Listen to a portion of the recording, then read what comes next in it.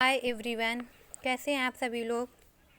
आज हम सभी लोग राष्ट्र का स्वरूप जो आपका वासुदेव शरण अग्रवाल का निबंध है उसको हमने आप सभी को तीनों ये जो भूमि, जन और संस्कृति है उसके बारे में हमने आपको अच्छे से समझा दिया। इसके अतिरिक्त आपको हमने वासुदेव शरण अग्रवाल का जीवन परिचय, साहित्यिक परिचय लिखकर आप कैसे नंबर प्राप्त कर सकते हो पेपरों में, ये भी मैंने आप सभी को बता दिया है। आज हम आप सभी को ये जो आपका निबंध है उसके पेपर में कैसे लिखा जाता है उसके बारे में हम बताएंगे।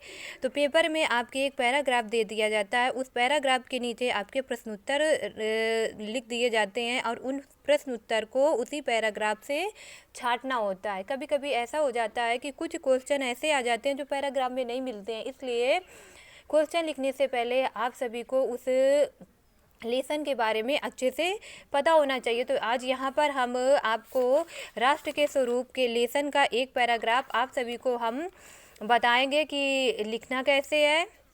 तो चलो क्लास चालू करते हैं। और क्लास चालू करने से पहले आप सभी को हम बता दें कि अभी तक जिन्होंने हमारे चैनल एजुकेशन बाय मी को फॉलो नहीं किया है या सब्सक्राइब नहीं किया है तो वो जल्दी से सब्सक्राइब कर लीजिए, क्योंकि यहाँ पे आपको पढ़ाने के साथ साथ पेपर में किस तरह से आपको लिखना है और लिख कर कैसे नंबर अच्छे प्राप्त करना है ये भी बताया जाता है। तो चलो आज हमने राष्ट्र के स्वरूप का एक पैराग्राफ लिया है और वो भी पैराग्राफ क्या है कि मातृभूमि पर निवास करने वाला। ये जो पैराग्राफ है हम इसके आपको ये जो सारे क्वेश्चन है उसको हम बताएंगे और यहाँ तक कि आपको हम संदर्भ लिखना भी बता देंगे, क्योंकि कभी कभी कोई क्वेश्चन ऐसा आ जाता है कि संदर्भ लिखिए और संदर्भ में किस तरह से आपको लिखकर अच्छे नंबर प्राप्त करने हैं ये हम आपको इसमें बता रहे हैं। तो चलो क्लास चालू करते हैं। तो ये जो आपका ये जो पैराग्राफ है, मातृभूमि पर निवास करने वाले मनुष्य राष्ट्र का दूसरा अंग है। पृथ्वी हो और मनुष्य ना हो तो राष्ट्र की कल्पना असंभव है। पृथ्वी और जन दोनों के सम्मिलन से ही राष्ट्र का स्वरूप संपादित होता है। जन के कारण ही पृथ्वी मातृभूमि की संज्ञा प्राप्त करती है। पृथ्वी माता है और जन सच्चे अर्थों में पृथ्वी का पुत्र है। माता भूमि पुत्रो अहम पृथिव्या, भूमि माता है और मैं उसका पुत्र हूँ। जन के हृदय में इस सूत्र का अनुभव ही राष्ट्रीयता की कुंजी है। इसी भवन में राष्ट्र निर्माण के अंकुर उत्पन्न होते हैं। तो इस पैराग्राफ के आज हम आपको क्वेश्चन के आंसर बताएंगे कि आपको किस तरह से लिखना है और किस तरह से अच्छे नंबर प्राप्त करना है। तो सबसे पहला प्रश्न आपका आ जाता है, पाठ का शीर्षक और लेखक का नाम लिखिए। तो पाठ का शीर्षक का मतलब हो जाता है कि आपने जो लेसन पढ़ा है तो उस लेसन के पाठ का नाम क्या है। तो चलो जल्दी से हम लोग इस लेसन के पाठ को देखते हैं। तो इसमें पाठ क्या है, राष्ट्र का स्वरूप। और ये राष्ट्र का स्वरूप क्या है, तो ये राष्ट्र का स्वरूप आपका क्या है, शीर्षक है। शीर्षक का मतलब ये हो जाता है कि जो आप लेसन पढ़ रहे हो तो उस लेसन के पाठ का नाम ही आपका शीर्षक हो जाता है। और दूसरा क्या पूछा है, लेखक का नाम। तो पेपर में देखा होगा बच्चे बस सीधा क्या लिख देते हैं, उत्तर डाल के पाठ का शीर्षक, जैसे मान लो राष्ट्र का स्वरूप है ये, और लेखक का नाम आपके क्या है, वासुदेव शरण अग्रवाल। अगर इसी को हम कायदे से लिखते हैं तो क्या हो जाता है, अगर हमें अच्छे नंबर प्राप्त करने हैं तो हमें कुछ अलग तरीके से लिखना होगा। तो देखो जैसे हमने लिखा है शीर्षक क्या है, राष्ट्र का स्वरूप। और हमने जब लेसन हम पढ़ा रहे थे आपको बताया था कि राष्ट्र का स्वरूप है क्या। तो राष्ट्र का स्वरूप क्या है, निबंध है। और ये लिया कहाँ से गया है, पृथ्वी पुत्र निबंध संग्रह से लिया है, ऐसे आप लोग लिख दोगे। और लेखक क्या है, लेखक वासुदेव शरण अग्रवाल है। और ये है किस युग के, तो आप शुक्लोत्तर युग के। और अगर ऐसे लिखोगे आप तो आपको क्या होगा, अच्छे नंबर प्राप्त होंगे। और जो मेन चीज़ें हैं उनको आप ब्लैक पेन से यूज करके लिख सकते हो, जैसे मैंने यहाँ पर आपको लिखकर बताया है। इसके अतिरिक्त अगर प्रश्न में ये ना दे के ये दे दे कि पाठ का संदर्भ बताइए, तो आपको पाठ का संदर्भ मैंने यहाँ भी लिख दिया है आपको। प्रस्तुत गद्यांश हमारी पाठ्य पुस्तक। गद्यांश क्या होता है, जो कहानी नाटक होते हैं वो गद्यांश होते हैं।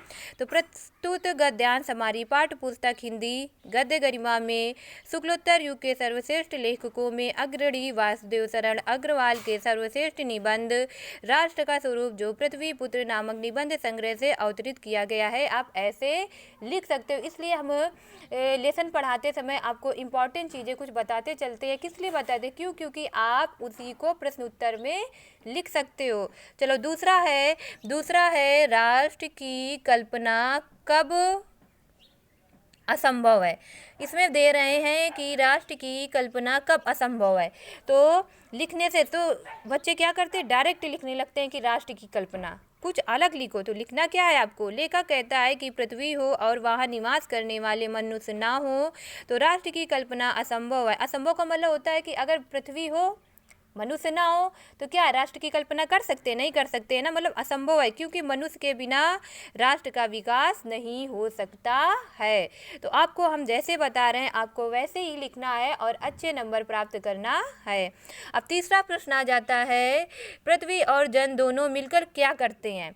तो इसमें भी आपको क्या लिखना है कि लेखक कहता है कि पृथ्वी और जन दोनों मिलकर ही राष्ट्र का स्वरूप संपादित करते हैं, क्योंकि किसी एक के द्वारा राष्ट्र का विकास होना असंभव है। अब इसी जगह आपका चौथा क्वेश्चन आ जाता है, पृथ्वी कब मातृभूमि की संज्ञा प्राप्त करती है। तो इसमें देखो वासुदेव शरण अग्रवाल जी ने कहा है कि पृथ्वी मातृभूमि की संज्ञा तब प्राप्त करती है जब मनुष्य सच्चे मन से पृथ्वी को अपनी माता तथा अपने को उसका पुत्र मानकर पृथ्वी के प्रति उसके जो कर्तव्य हैं उनको करता है। माता भूमि पुत्रो अहम पृथिव्या, भूमि माता है, मैं उसका पुत्र हूँ। तो ये सारी चीज़ें देखो हमने ये ब्लैक पेन से लिखा है, क्यों, क्योंकि ये इम्पॉर्टेंट है, और जब ये इम्पॉर्टेंट है तो हम इसको अलग तरीके से लिखेंगे। अब सबसे मेन चीज़ आ जाती है कि इसमें लिखा है रेखांकित अंश की व्याख्या कीजिए। तो कभी कभी बच्चे ये परेशान हो जाते हैं कि ये रेखांकित अंश क्या है और इसका मतलब क्या होता है, व्याख्या क्या करनी है। तो आज हम आप सभी को बता दें कि रेखांकित का मतलब होता है रेखा अंकित, रेखा धन अंकित, मतलब जिसके नीचे आपको नीचे लाइन खींची दिखाई पड़े उसी का आपको व्याख्या करना है।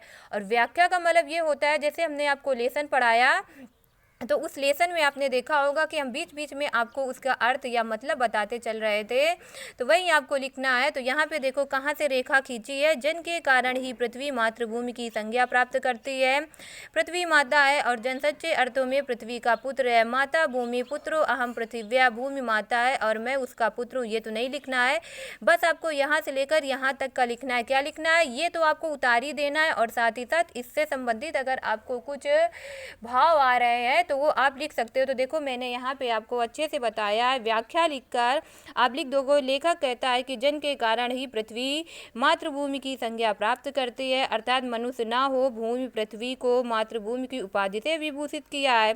देखो यहाँ पर हमने अपने मन से लिखा है ना, पृथ्वी से संबंधित कुछ अगर आपको वाक्य आ रहे हैं तो उसको आप लिख सकते हो। फिर पृथ्वी और जन दोनों आपस में मिलकर कार्य करते हैं, तभी वास्तविक रूप से राष्ट्र का स्वरूप संपादित होता है।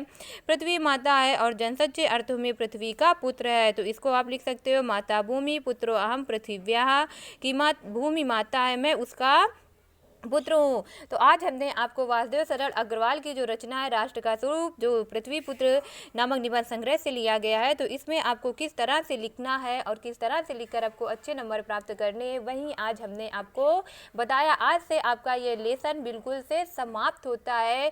कल हम आपको दूसरा लेसन इसी का बताएंगे जो आगे है।